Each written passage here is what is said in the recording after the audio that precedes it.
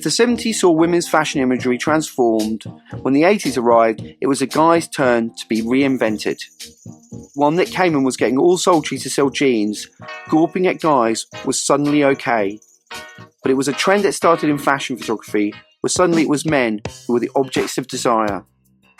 And one of the pictures that transformed the way men were portrayed in fashion was Herb Ritts' Fred with Tires.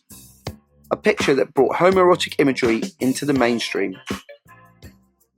To find out how it came about, I met up with the woman who commissioned it for fashion magazine Per Louis, Franca Cizzani, now editor of Italian Vogue.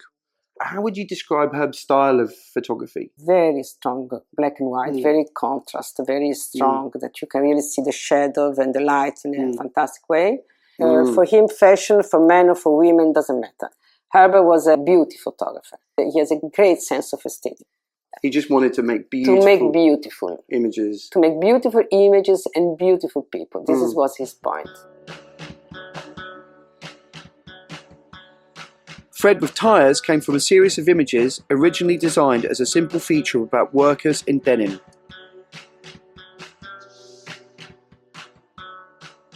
When I received the picture, I was really shocked. And I thought it was a joke in the beginning. But the pictures themselves were really beautiful. But it was just in the middle of too macho and too homosexual. You really don't understand where is the limit of one of the other. You must have known they were going to cause a stir. 25 years ago was a shock for everybody. At that time, it was very difficult to accept this kind of images. I think that I was completely mad to use these pictures.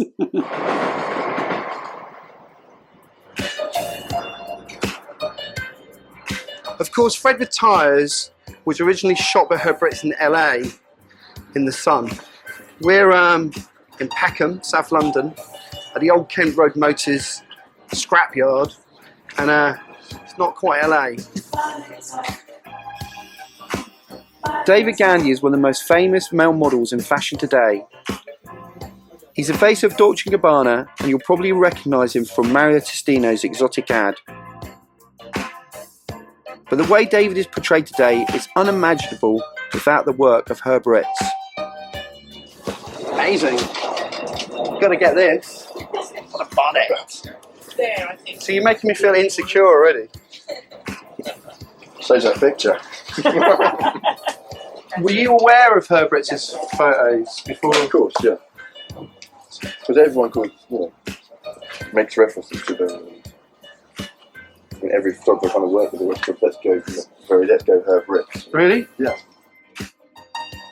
Of course, these days, when you've got football stars posing in their underwear in magazines, it's easy to forget how much has changed since the 1980s. For me to shoot a man half naked is quite unusual. I'm not sure what to do with you. A bit like... Unlike the women. What do I do? Yeah, what do you do? To get as close as possible to recreating the original, I'm shooting with the same camera Ritts often used. And there's a couple of tires here. Is this a normal location for you?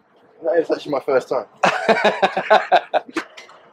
Today we're going to be shooting with film. Ooh, which is a bit scary. So your feet are facing that way and then your chest is facing towards me. Perfect.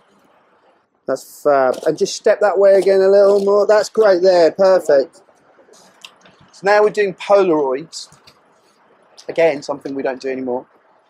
Yeah, so that's getting there, but he's still not coming off the background very much. The body looks great. Do you do that thing where you do press-ups and pull-ups? And I love the way you say press-up. I know, that's because I obviously don't do that. Press-ups, pull-ups. Brilliant. We're slightly worried it's going to rain, so we're going to get on with this. Bring your legs closer together, please. And right shoulder round to me a little. Sorry, left shoulder round to me. That's it, good. That's great. It's good when you really flex the muscles like that as well. Just open your eyes for a couple. That's nice. That's nice. That's really good. Really, really good. Let's move to the other position.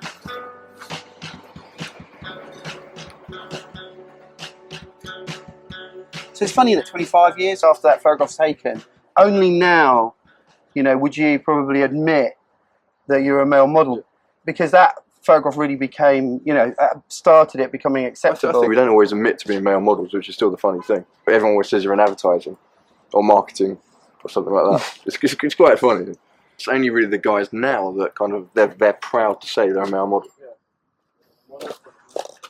Okay, I've just changed the position for David to be against a bit of a darker background, so it's a little bit more similar to the original photograph, and the Polaroid looks good, so I'm going to give it a go.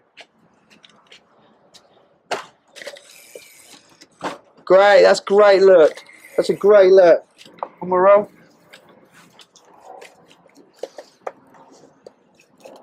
We're not used to changing the backs anymore. We used to be very quick at it. Okay, and again.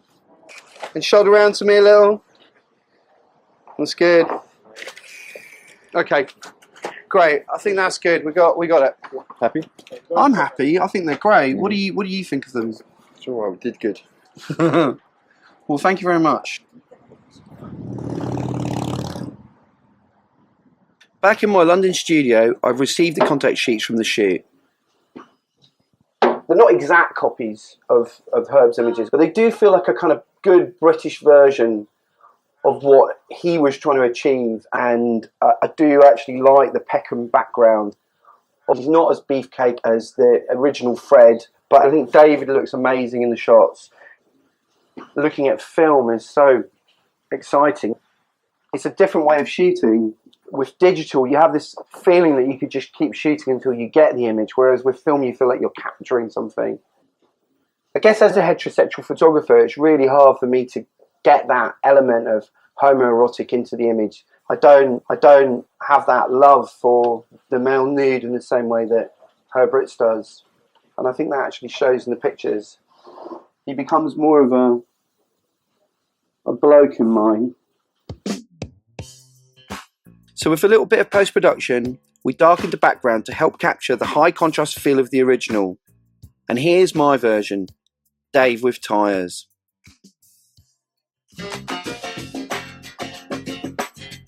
By the 90s, the fashion business was changing fast. Models were the new superstars, even appearing in pop videos. It was all very different from the demure ladies on 3 guineas an hour. From the grunge look of the early 90s to the hyper-real possibilities of digital technology, there were plenty of new twists on the fashion image. But for me, the desire to push the boundaries is all thanks to the ambition of those who went before. And in my generation of photographers, you can see echoes of the quirky wit, visual experimentation and sexual daring of the photographers I've been looking at in this film.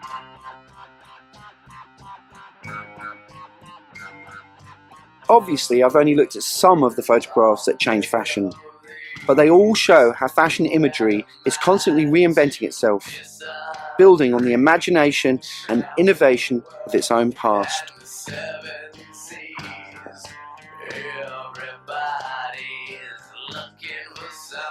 Looking around these images, I feel a bit like a thief that's robbed his way through the history of fashion photography.